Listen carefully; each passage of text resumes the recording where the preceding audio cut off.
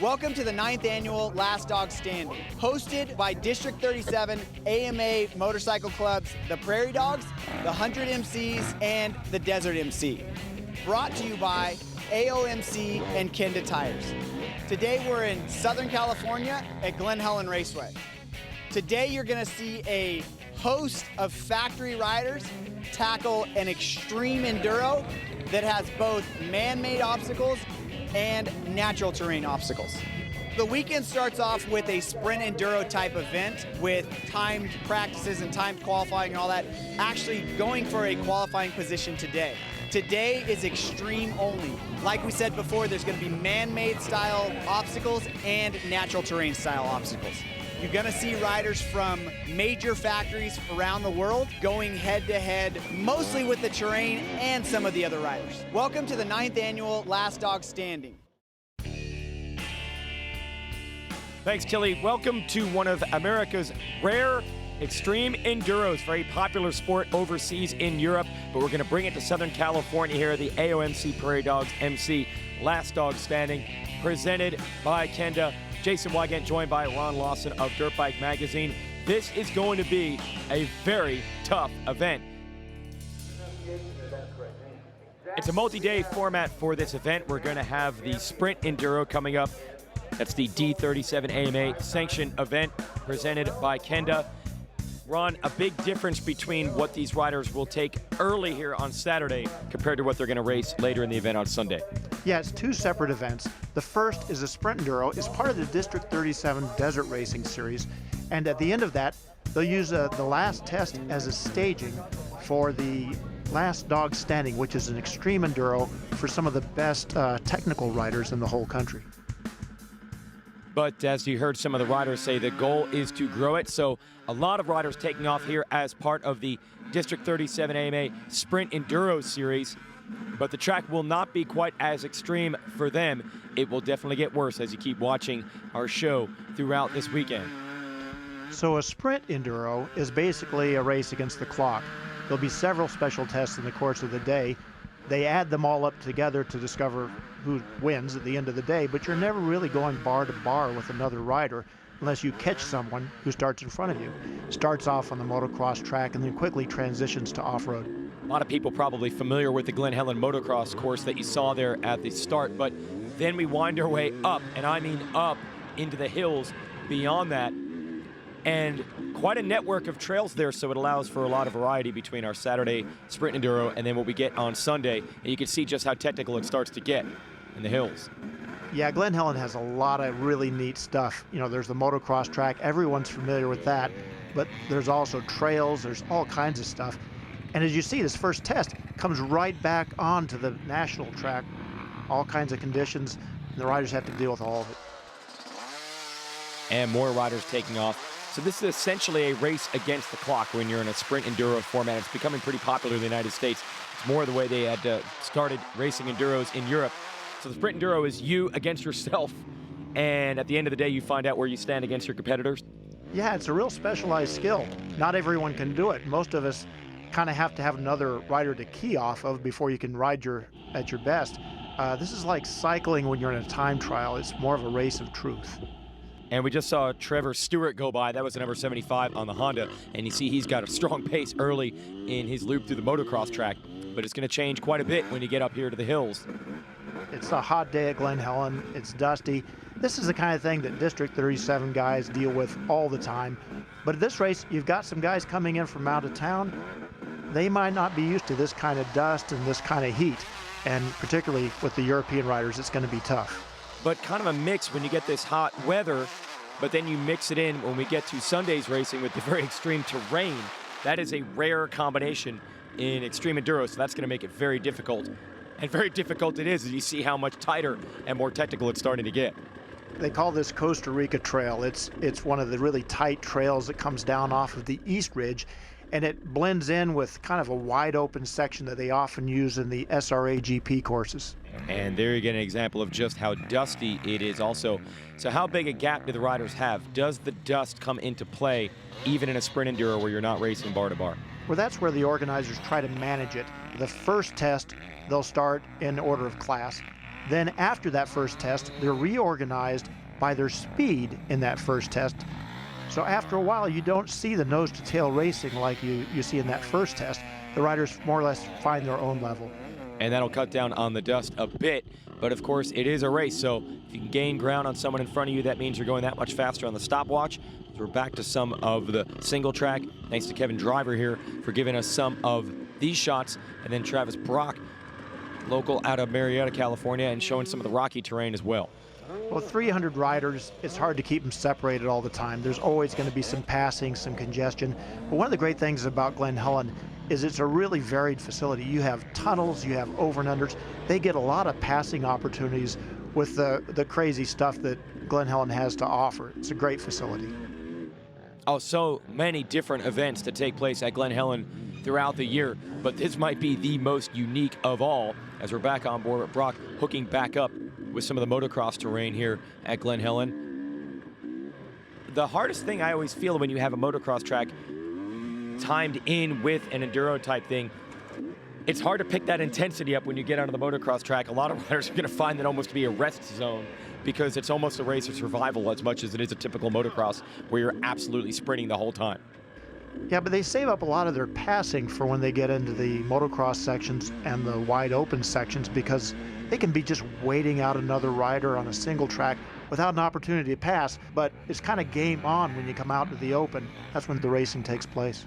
There's Kendall Norman, one of the big names in American desert racing coming through as well, so he's going to be an established star to contend with in this. So the Sprint Enduro on Saturday, consider that the warm-up under warm conditions here at the last dog standing. Riders qualifying their way in, and we'll have more racing after this. Yeah, I've been racing desert races since I was 4 years old and the little kids events. I've done the NGPC series, mostly desert. Now I'm starting to do these Sprint Enduros and I want to get into motocross. My point standing is pretty good. I'm running #1 again by a few hundred points. The Masters class is really competitive. They've got guys that have been racing for 40 years or so, and they just love racing. We do it every weekend. We're racing against each other all the time in different classes. The 125 expert class is really fun. Has a lot more competition this year. It's really challenging, but it pushes me a lot. District 37 desert points, I'm second, battling with Clayton Roberts right now. My season has been good so far. It's I think I'm running about #4, so that's always good to be a single digit, and having fun dicing with the other old chicks. Yeah, there's no doubt about that. This is the District 37 Sprint Enduro Series presented by Kenda, which will seed some of the riders into Last Dog Standing and Extreme Enduro. It'll be coming up tomorrow and a little bit later on our show. Get to use the very famous Glen Helen motocross layout, but that just feeds riders into some deep single track. Jason Wagon and Ron Lawson here giving you the call. So don't get confused when you see riders going fast on the motocross track. It's going to get a lot tougher than that. These are District 37 off-road racers, the real grassroots of the sport. District 37 is a real traditional outfit. Everybody in Southern California at one time or another does a district race, and it's great. It's club run and very traditional, a lot of long-standing values.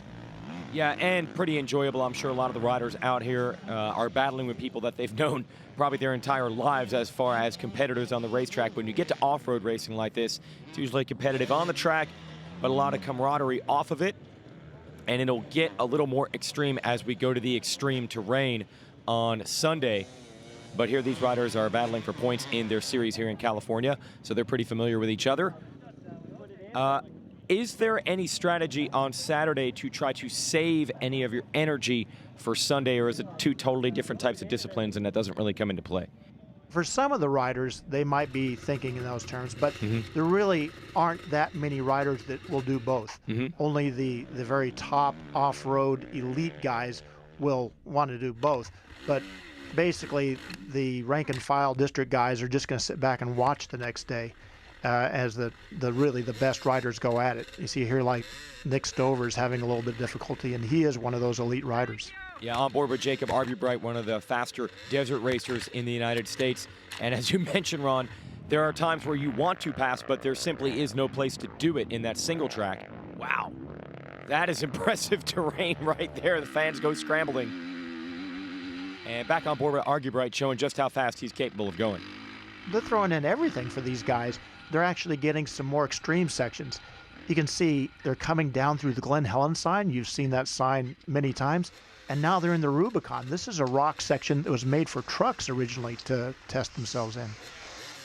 And another difficult obstacle section here. First of all, it's wild to see the riders go through the famous Glen Helen sign, now through these rocks, and you see one little mistake can make a huge difference through there.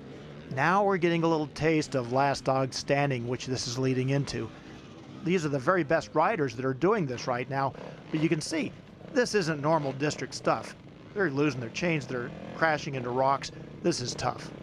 Yeah, and only a little, you're probably watching this saying, well, that looks pretty tough, but it will get even tougher in the full last dog standing course. Show you the results real quick of the Sprint Enduro. Trevor Stewart is the quickest. Dalton Shire was second. Colton Haker third. And then the Desert Racers, Kendall Norman and Jacob Argybright were top 5. But again, Saturday's racing was a totally different type of racing for what we're going to see now. These riders are now seated for last dog standing. Trevor Stewart electing not to ride, and Dalton Shirey switching bikes for strategic reasons. So that means Colton Haker will start first.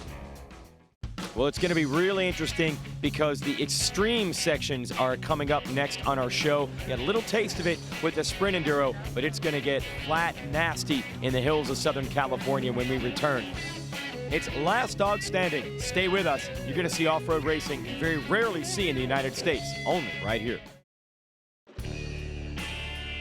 It's time to get extreme here. It is the last dog standing presented by Kenda.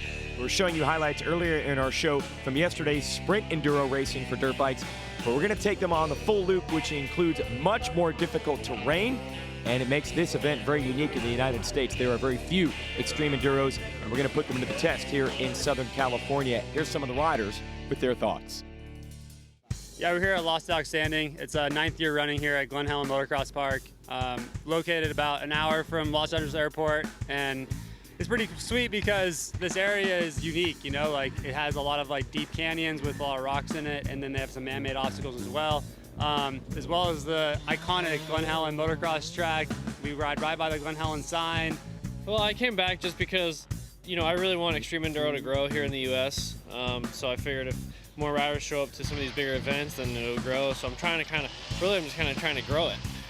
I thought the last couple of tests yesterday were good. They were more up my alley because they were a little more technical, and made up some time, and pretty excited for the course today. Let's see, yesterday I have fun. It was so dusty and fast, but I had fun at the end, and I hope today is gonna be a bit more difficult and more tricky. So let's see what's going on and try to enjoy the day. Ultimately, this place is awesome. I had a really good time in qualifying. Even though it was dusty, I had a smile on my face and there was dirt in my teeth the whole time. But we're ready to go and excited. Well, the Glen Helen Bridge has been used in many events over the years. It actually came from a Navy shipyard. It's kind of a fixture at Glen Helen, but it gets special treatment for the last dog standing. It's the swinging tires, sprinklers, everything's as slippery and awful as it can possibly be. And it's just a nightmare to get through here. Nobody gets this through this clean. It's just one problem after another. And racing through this with a bunch of riders side by side, it doesn't matter if you're Colton Haker, this is awful for anybody. And a lot of guys who just come through this with every kind of language that you can imagine. And that is the worst feeling when you get hooked on one of these and it yanks you backwards. Well, we'll consider that a victory. Good job there, Ron. That just gives you a little idea of honestly a survival race. It's not about speed when you get to those very difficult sections. They just used me as a guinea pig for a lot of the easier sections, but I'm not up to a lot of the tougher stuff. Okay. Okay, so even that is considered an easier section compared to what we're going to see once they're on the full racetrack. So Colton Haker, multi-time AMA Enduro Cross and FIM Super Enduro World Champion, will take off here at Glen Helen. Don't let the motocross terrain fool you. It's going to get flat nasty once we're into the off-road sections in the hills. Alfredo Gomez coming over from Spain, racing Tristan Hart, a young American racer. Good to have Gomez here. Alfredo was actually invited over by the club because for a long time Cody Webb was unbeatable here, and they wanted to have someone on his level that could deal with him. And here we go. We'll see if Haker can handle these tires any better than you did, Ron. And you see even the best in the world, as you said, having a tough time dealing with the tires. I feel better now, but it's just a nightmare. It comes right after the start, too. Chance Fullerton and Ty Cullens take off. It's 2x2. Although there might be a little bit of strategy at play because Dalton Shirey could have started toward the front. He is not doing that, even though he had the fast qualifying time in the Sprint Enduro. Maybe he would rather start in the back. Not sure why he decided to play it that way. More riders taking off, heading into the Talladega first turn here at Glen Helen. Yeah, that's Max Gersten. I'm glad to see him here because he's been reluctant to show up at this event in the past. He's really susceptible to poison oak, and there's tons of it back there. We've got riders starting side by side. They pretty much stay side by side very briefly, but then they're right into that big mess with the tire bridge. Pretty soon we might even see Dalton start. He actually was forced to start behind all the pros because he switched bikes, deciding to ride that 250 instead of his normal 450. Yeah, riders always talk about racing their own race. Grayson Consalves and Hayden Hintz about to take off here. I would imagine on this type of extreme terrain that's really the case. You're just trying to clear obstacles. You're not worried as much about passing other riders. Yeah, it's all about the riders versus the terrain. That was Grayson just taking off. I'm glad to see him here. I met him last week in Italy at a Sherco introduction. He was just done with Erzberg. Yeah, that might be the most famous extreme enduro of all. So for the riders that are coming from Erzberg here, I've got to imagine there are still some battle scars that they're going to have to deal with. Sure, Alfredo being one of them. And Colton Haker, it's amazing he's even here. He was too injured to actually get to the start at Erzberg last week, and now he's made a recovery. He seems to be pretty good, and a number of other riders making that trip as well. More riders taking off here. Down the Glen Helen start straight into the Talladega first turn, and then ready for the extreme terrain. Motocrossers would consider the ups and downs of Glen Helen extreme enough, but for these riders, well, they're merely just getting started. Well, they get that rush of speed right off the bat, but then they're into all kinds of technical stuff. Not only this bridge, but then after that, they go up the hill, they're on the single track, then they have the famous bridge to nowhere and all kinds of stuff. Riders trying to negotiate this. You cannot rush through these tires. One of those hooked on the bar or the lever, you're getting pulled backwards, and then you got to potentially take a hand off the clutch or a hand off the throttle. Do a lot of riders go with the auto clutch setup in a situation like this? There are a lot of riders who do that, who use the Recluse automatic clutch. It helps a lot in stalling situations when you get into these really technical things. Nowadays, most bikes have electric start, but still, if you stall it, you could fall. All kinds of bad things can happen.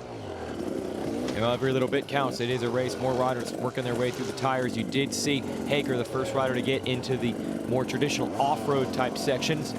Now we've got the masses of guys coming through here. Most of these guys don't have any intention of finishing or even getting to the next segment. They just want to see how far they can go. Ty Cullens coming through here. Ty Cullens just switched to the TM motorcycle. That's an Italian motorcycle. Not too many of those made. He did most of his earlier career on a Beta, but this seems to be working pretty well for him. And other riders trying to get used to this, one of the most unique obstacles in all of off-road racing. The Spectator Bridge becomes a rider bridge. We line it with old motorcycle tires, and it is definitely difficult to clear it, but it's only going to get more tough after this. So the man-made obstacles get a lot of attention at the last dog standing, but the greater majority of the race takes place in the back sections of Glen Helen Raceway. Sections like this are relentless rocks, dust, and oop-de-doos. And we're watching our race leader early, Colton Haker, on the factory Rockstar Husqvarna, dealing with those rocks right now. And the course has definitely slowed down quite a bit from where they started on the Glen Helen motocross track. Right now he's in Farrell's Alley. That's named for one of the club members. I've been down there once or twice myself, but I don't think I'm going back. Okay. When you get to last dog standing, Ron, you hit the nail on the head. A lot of these riders, you're saying, actually don't even expect to finish. You get the elite riders like Ty Cullens, that is the goal for them, but for a lot of them, they just want to see how far they're even capable of going at all. Oh, this is really ugly stuff. You know, the rocks, everything. These guys are really having to work for it. And Alfredo Gomez going through as well. Here's Haker, your leader. Haker trying to pick up his game in these extreme enduro events. Very good at enduro cross. I know he bought some property in the mountains to be able to practice this type of terrain. And so far, so good. But Cullens is still in the hunt. Cullens is a really young rider. He's really talented. I think we're going to see a lot more from him in the future. Oh, but a mistake. He gets stuck in the rocks. Gomez trying to go by and does. Cullens got to recover here and also not waste too much energy doing it. Here's Max Gersten. Yeah, Max, a really popular rider in the enduro cross. He's always wearing a cowboy hat. Real fan favorite. I'm sure he's looking out for that poison oak right now that we mentioned earlier. Not having too much fun here. And Dustin McCarthy out of the El Cajon zone in California comes through next. Mason Klein working his way through. And now you're getting the real idea of what difficult terrain in this event is like. Man, that's tough. Bike overheating kind of coming into play right now. The more you use the clutch and this type of stuff, the more the motor heats up. It'll start steaming after a while. And once that happens, it's really hard to recover. There's not enough open space. One of our female riders out here, Morgan Tanky, looking good at the moment, working her way toward those more difficult sections. Rich Larson doing the same. Down in this brush right now, all that stuff is grabbing at the bars. It grabs the brake, it grabs the clutch, it pulls you from one side to the other. Most of these guys run handguards. The old school guys kind of run they like the wrap-around aluminum ones that go all the way around the bar. Most of the younger guys now run the flag style, the plastic shields. One way or the other, though, it's tough. Yep, that's the brush will get you, and if that doesn't happen, then the rocks will as well. And we're into the single track, a little bit better idea of how much brush can grab the handlebars of these motorcycles. Oh, this is tough. You can barely even see, it would appear, all the rocks when you have this much brush around you. And then you got to deal with other riders who have gotten stuck also. They have to help each other. They have to cooperate. A little I help you, you help me. It's not every man for himself when the terrain gets this difficult. Trying to clear these rocks. You need to remember this is in the middle of the Southern California summer. It's 100 degrees, and these guys are working this hard in these tight canyons with no air moving around. It's really tough on them, and man, I'm not jealous.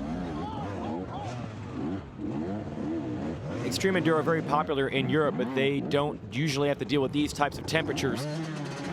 So you're really putting two extremes together in one day as you watch Rich Larson out of Utah trying to work his way through these rocks. At this point, these guys are beginning to lose touch with the leaders. The leaders have already come through here. Now it's up to these guys to finish within an hour of whoever wins this segment of Last Dog Standing. Some guys aren't going to make it. Riordan trying to work his way through. Oh, here we go. Multiple riders trying to clear the same section at the same time. And nothing saps your energy like trying to hold upright or push a 200-some-pound motorcycle, maintain your balance. And also, you got to remember, it's a race, boys. You got to try to do it as quickly as possible. It's getting tough here at the Last Dog Standing.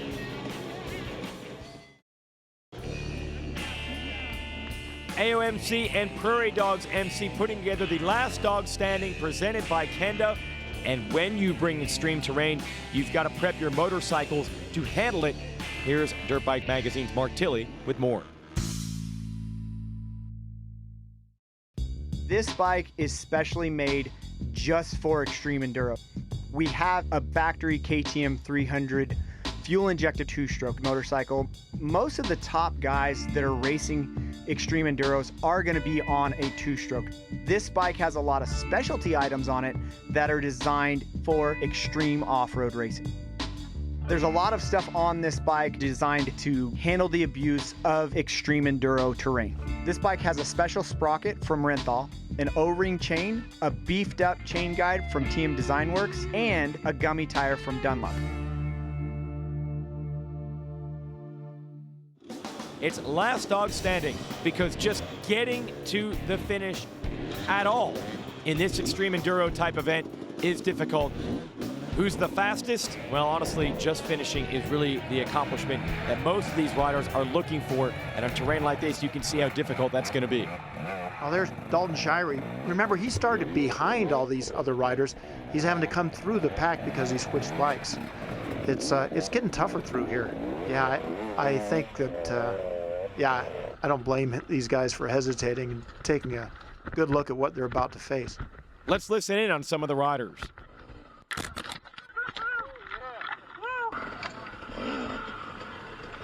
Almost got a little crazy.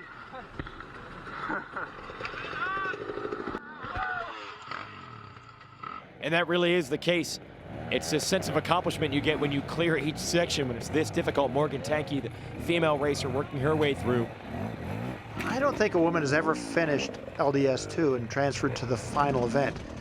It'll be kind of fun to see how she does as this progresses.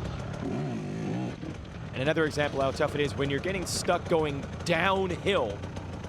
Gives you an idea of how difficult it is. Even gravity is not enough to help these riders. And then if a rider crashes in front of you, well, you're at their mercy waiting as well. This is called Last Dog Canyon. I've been in there. I've seen riders like Cody Webb walk their bike through there and actually crash through there. It's one of the most challenging parts of the whole course. Cody Webb, yeah, you're talking some of the best in the world who have a difficult time riding through these sections. So now it's time to start pushing and pulling on the motorcycle. Back to our leader, Colton Hager got out front early. Alfredo Gomez trying to track him down. But this course is just getting rougher and rougher. Whoa, whoa! I hope this thing's running, dude. That was pretty cool. Woo!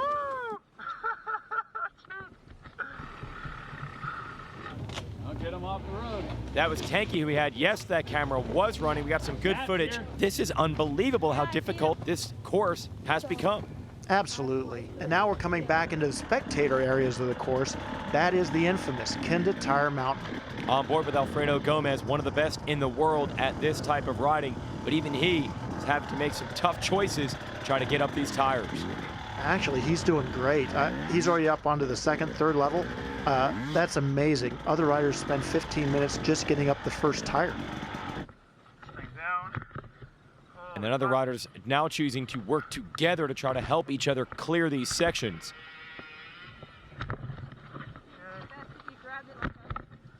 This is still Tanky involved in this fracas here. Okay. I don't remember how. I don't know how many other motorsports you can say where you get to the point where your competitors actually have to become your allies. And that's just to get through a downhill section. Wow. Now we have a few more riders making it all the way to Teeter-Totter Mountain. That's kind of a badge of success right there because a lot of riders are still stuck in those canyons. Boy, this is a lot harder than it looks here. This is Cullens on the TM. And just trying to figure out what line he wants to get to the top of this tire mountain. And he does it. Meanwhile, back here in the canyons. Here's Mason Klein at the very bottom of Last Dog Canyon. The club actually had to build that bridge because they cut this trail, didn't realize there was no way out. They actually brought in timber and all kinds of woodworking material to build a way across this giant chasm. Oh, Cullens still working his way. I thought he had this section cleaned. That very last part was tough. Excellent clutch and throttle control there to be able to get to the top. And other riders still fighting the rocks.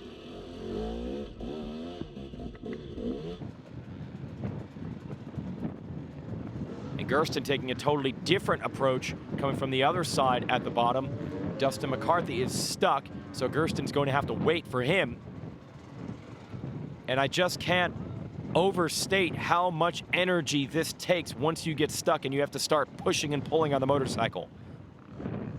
These guys might want to start thinking about forming a partnership here.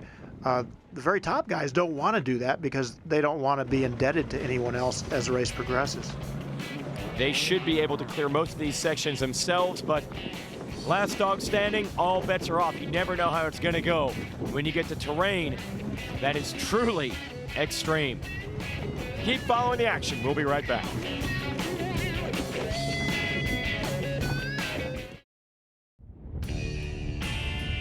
We're back. It's last dog standing in the hills around Glen Helen Raceway in Southern California, right through the famous Glen Helen sign. Back out of the motocross track, and Colton Haker leading the way. Rider originally out of Northern California, now lives in this region of Southern California. Multi-time AMA Enduro Cross champion, and constantly trying to improve his game in what they call extreme enduro here, which is dealing with some man-made obstacles, but also some of the worst terrain that Mother Nature can throw at you.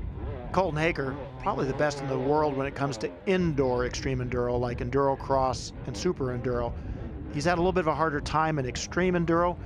That's where his teammate Alfredo Gomez has the edge.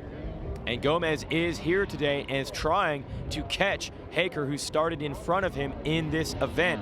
So we'll see how Gomez does. So yes, this type of racing, Gomez, more experience and a better resume in it, but do you think the Southern California element, can that work in Haker's favor since he rides around here more often? Oh, definitely. Colton Haker is a Southern California guy these days, and he knows this event. He's ridden it before, and Gomez, it's all new to him. Oh, and it's random now on this Teeter-Totter mountain. The fastest riders, they're out for themselves, they want to win, but the other riders further back are going to work together. It's the only way to make it through some of these sections. None of these riders in the middle of the pack are going to make it up on their own. The same probably holds true for some of these hill climbs. These are extremely difficult. Top riders can make it up on their own, but not the guys back in the pack. Yeah, Gomez making this section look a lot easier than it actually is. As always, the TV cameras never do inclines justice, but you get a better idea, at least on this Teeter-Totter wall, how tough this track can be, and more riders starting to show up in this section. It's going to get more and more congested from here. For a lot of riders, this is going to be right where their race ends. They're going to spend the rest of the day on Teeter-Totter Mountain.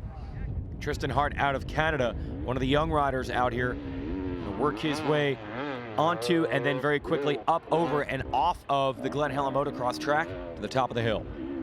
At this point, things are happening everywhere in the park. You've got some guys on Tire Mountain. They're still struggling to get up that.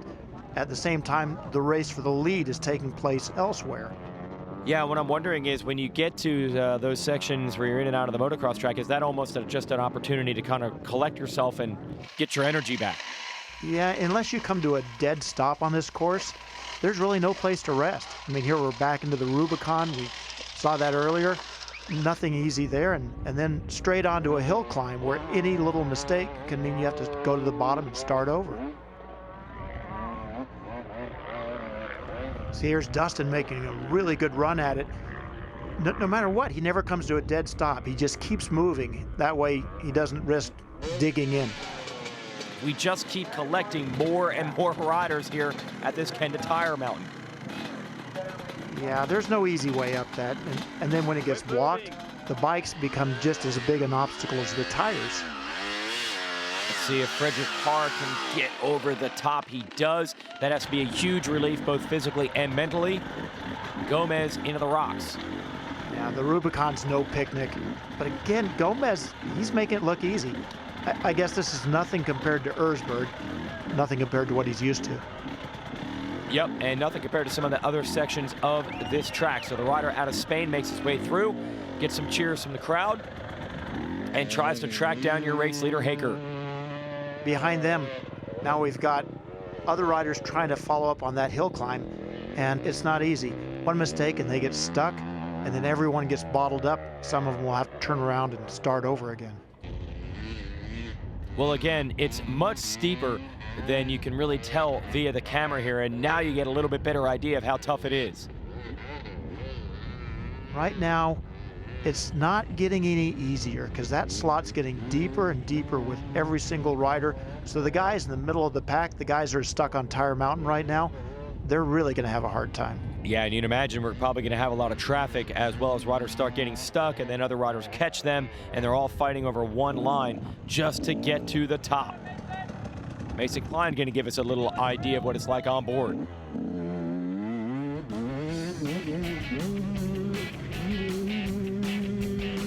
Every single part of this race is difficult. Even the sections that the riders would say are the easier ones are tougher than most off-road races. It's going to be fun to watch.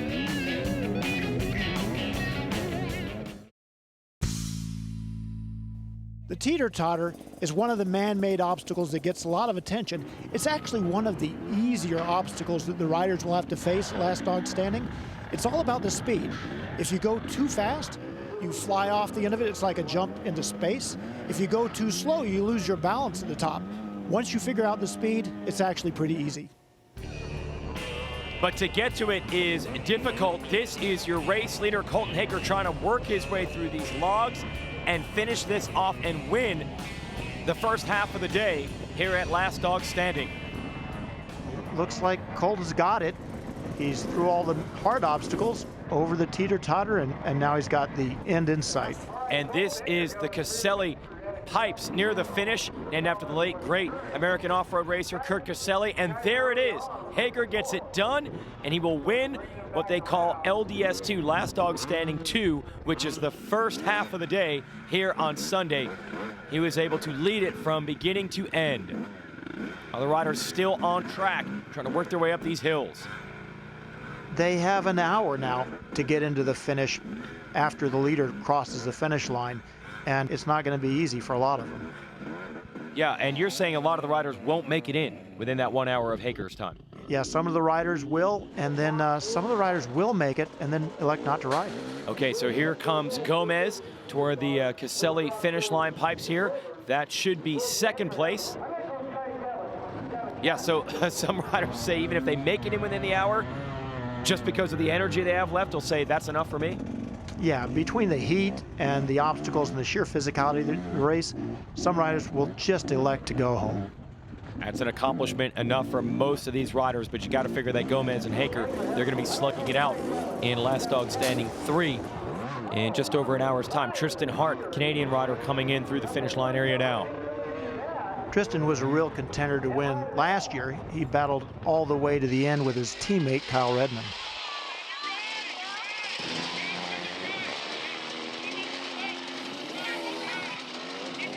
Pretty amazing to have racing this tough and have riders still battling out there. Other riders trying to make it through these rocks.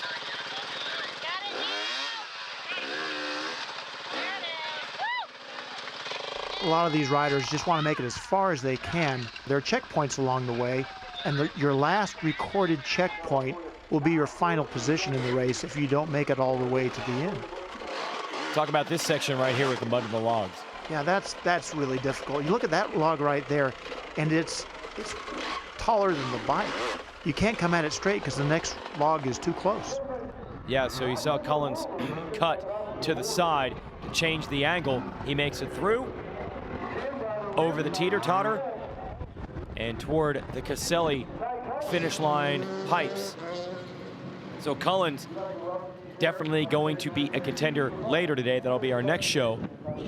We've had some great onboard footage courtesy of this rider, Kevin Driver, trying to make his way through these boulders. I think the best strategy now is not to panic. You've got it. Well, maybe he should start to panic. The Rubicon's never easy, and if you're tired, it's even tougher. Yeah, and an hour sounds like a lot of time, but you can lose a lot of time very quickly in sections like this. Max Gerstin's one of the best, though, at it. Max not worried at all about this little section. He sees the finish line, he's working this last section, but what he's really thinking about is the next stage of the race. Max Gerstin, they call him the cowboy, working his way through. He's going to have the Teeter-Totter now. Makes it over, and should be fun to get these riders back. Ron, you're saying this section will actually be tougher the next time they go through it. From the side, you can see that they have these little bridges between those tubes. They make it a lot easier. For the next race, they're going to take those out, and that'll make it one of the toughest obstacles in the whole race. And that'll be, again, Last Dog Standing 3 coming up later today. As far as this race is concerned, Haker is your winner, and the other riders are up against the clock to just try to make it in. Oh, here's a great drone shot. You can see from the air just how compact this whole Rubicon section is. It's still difficult. There's a lot of pain wrapped up in short space. Ooh, just barely able to keep it on track, picking the right lines through the rocks. McCarthy coming through now, handling the teeter-totter. Oh boy, don't go too slow through there. And that's got to be scarier than just leaping off the end. I think so. Okay, so he's cleared the pipes now, heading back down to the bottom, and makes it in well under the hour mark. So we got a couple more competitors now that will be racing in Last Dog Standing as this event goes on. We've been checking in on the progress of Morgan Tanky throughout this. See if she can bring it on in. Haker, Gomez, Hart, Cullens, Gerstin have come through. We just saw McCarthy. Here's Morgan again. I'm really pulling for it because I don't think a woman has ever made it this far and finished in time to qualify for the final round. That is incredible what she had to do to get through this section. It is so steep. Yeah, sometimes you just got to ghost the bike off the top, and that's where bike prep is so important to protect it against that kind of fall. This would be the next rider we expect to get to the finish, Jacob Argubright, a great desert racer, and showing his chops here on the really technical terrain. He's a veteran of this event. He knows what to expect. Now he's looking forward to getting to that final round. Back in with Tanky, trying to get to the top of this extremely steep hill climb. Let's see if she's got it. She doesn't even look tired. I don't know how she can get this far and look that good. Impressive. Tanky making it to the top. We'll see if she can get into the finish within that hour mark. 32 is Argubright. He's got this thing locked in over the teeter-totter. So good job by Jacob. And he'll go on to race Last Dog Standing 3 later today as well. Next rider on track should be Grayson Consalves, trying to work his way toward the finish. Other riders still in the rock sections. At this point, exhaustion is clearly taking its toll. These riders are trying to make one obstacle at a time, not really thinking about the big picture. Yeah, and then how much recovery can you really get between the end of this race and the start of the next one? I can't imagine you can do very much. You've got a couple hours to rest, but your bike's going to need some attention too. So Haker takes the win as you look at your results. Gomez was second, Hart, Cullens, Gersten. We saw those riders come through. The rest of the top 10 is McCarthy, Argubright, Consalves, Shirey, and Rich Larson rounding out the top 10. Other riders made it in. Tanky, I believe, is going to be inside the top 30, so she got the job done. She made it. That's great. So as difficult as this was, it's only going to get more extreme for Last Dog Standing 3. Let's talk to our top riders. Oh yeah, no, the course has been fun so far. We have just ups and downs and canyons and dust and rocks and tire mountains and some man-made water obstacles, and yeah, it's interesting. The weather's actually held up so far. It's supposed to be like 100 degrees, but there's a nice breeze today, and I'm just having a pleasant time out here. The morning session went well. We started a little late, so that was kind of a little hitch in the giddy up. But once we got going, there was some cool obstacles. There were some big uphills. The little tire mountain was a little weird. Really big downhills, which was cool, and you really had to be careful to follow the course. So, yeah, here we are. It was fun. Oh yeah, I've never made it to or never even finished LD2. So to make it to 3, it's really cool for me. I think I'm the first woman to do it. So I'm excited to see how far I can make it. Well, it's only going to get tougher, but still quite an accomplishment, Ron, for these riders to even make it this far. It's a real badge of courage just to make it to the finish of this race and to make it within an hour of the fastest riders on Earth. That's amazing. So congrats to Colton Haker. We'll be back with our next show. That'll be Last Dog Standing 3. Want to send a shout out to Tyson Leeper, who gave us some of the drone footage, and all the riders who submitted their GoPro helmet cam footage. This is a unique event in all of off-road racing. For Ron Lawson, I'm Jason Wygant. Thanks for watching Last Dog Standing 2.